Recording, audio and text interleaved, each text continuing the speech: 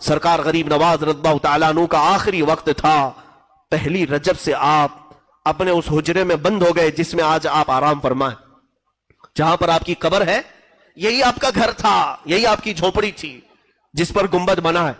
یہ حجرے کے دروازے آپ نے بند کر لیے. پہلی رجب کو جو گئے, دوسری میں باہر نہیں, تیسری میں باہر نہیں, چوتھی میں نہیں, پانچویں میں نہیں, 6 رجب تک دروازہ نہیں کھلا. نہ کوئی پانی باہر سے گیا ہے, نہ کوئی کھانا باہر سے گیا ہے. مریدین انتظار میں تھے کہ شیخ اب نکلیں گے کہ اب تب نکلیں گے. 6 رجب تک ذکر اللہ کی آواز آتی تھی جو سرکار غریب نواز رضی اللہ تعالیٰ عنہ کا خاص ذکر تھا. لیکن اچانک 6 رجب المرجب کی دوپہر کے وقت, ظہر کا وقت تھا, ذکر کی آواز بند ہو گئی.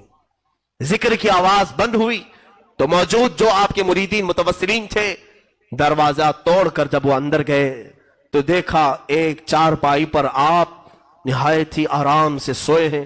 آپ کی پیشانی سے پانی کے قطرے ٹپک رہے ہیں اور جسم ایسا لگتا تھا جیسے کوئی غسل دے کر کے سلایا ہے. بہت ہی نفیس اور عمدہ خوشبو اس چارپائی سے آ رہی ہے.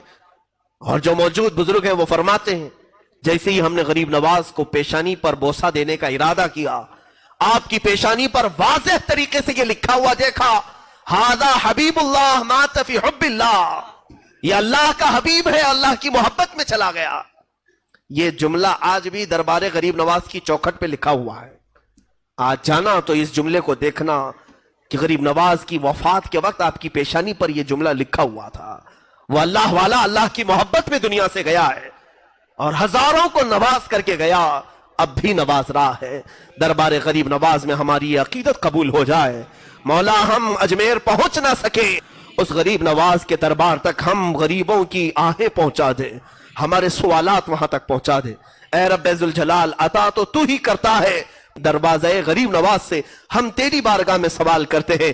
آج تیرے اس معین الدین حسن چشتی کا یوم وصال ہے, ان کی شب ششم ہے. مولا اس شب کی برکت سے ہم سب کے دلوں کی اندھیریوں کو دور فرما دے. اس شہنشاہ ہند کے دربار میں حاضر ہیں سنجر کا وہ علاقہ. غریب نواز کے والد گرامی سید غیاث الدین رضی اللہ تعالیٰ اور ان کی والدہ بی بی ام الورا, دونوں حافظ قرآن تھے, دونوں عالم تھے. اور یہ تقریباً 537 ہجری کے قریب کا کچھ واقعہ ہے. سنجر کا علاقہ مشہور تھا, پورے کے پورے علاقے میں جو لوگ رہتے تھے وہ کوئی ایسا نہیں تھا جو تہجد نہ پڑھتا. ایک رات ایسی آئی, 13 رجب المرجب تاریخ یہ بتائی گئی ہے, 13 رجب کی تاریخ تھی اور آسمان پر آدھی رات میں ہی سفیدی ظاہر ہو گئی اور اتنی سفیدی سی آئی کہ لوگوں کو گمان ہونے لگا کہ صبح صادق ہو چکی. صبح کی سفیدی جیسے نمودار ہوتی ہے, آدھی رات میں ہی سفیدی ظاہر ہوئی تو جس کی آنکھ کھلی وہ بے ساختہ دوڑتا ہوا باہر آیا کہ ہائے میری تہجد قضا ہو گئی. ایک گھر پر آسمان سے جھما جھم نور کی روشنی برس رہی ہے, نورانی قندیل لٹکی ہوئی ہے. اور وہ گھر پتہ کرنے پر معلوم ہوا کہ حضرت غیاث الدین رضی اللہ تعالیٰ عنہ کا گھر ہے, بی بی ام الورا کا گھر ہے. تو کئی تہجد گزار بزرگ وہاں پر جمع ہوئے کہ آدھی رات میں اجالا اور ان کے گھر سے اجالا. ابھی یہ سب کشمکش میں تھے کہ غیاث الدین کا دروازہ کھلا, ایک دایا باہر آئی اور معین الدین کی ولادت کی خوشخبری سنائے. حسن چشتی رضی اللہ تعالیٰ عنہ غریب نواز کی ولادت کی تاریخ میں لکھا گیا ہے آدھی رات میں پورا سنجر روشن تھا. لیکن پتہ کرنے پر, جانکاری حاصل کرنے پر یہ معلوم ہوا کہ یہ نہ صبح ہوئی ہے نہ سفیدی ہوئی ہے, بلکہ یہ کوئی اور صبح معین الدین لے کر کے آیا ہے.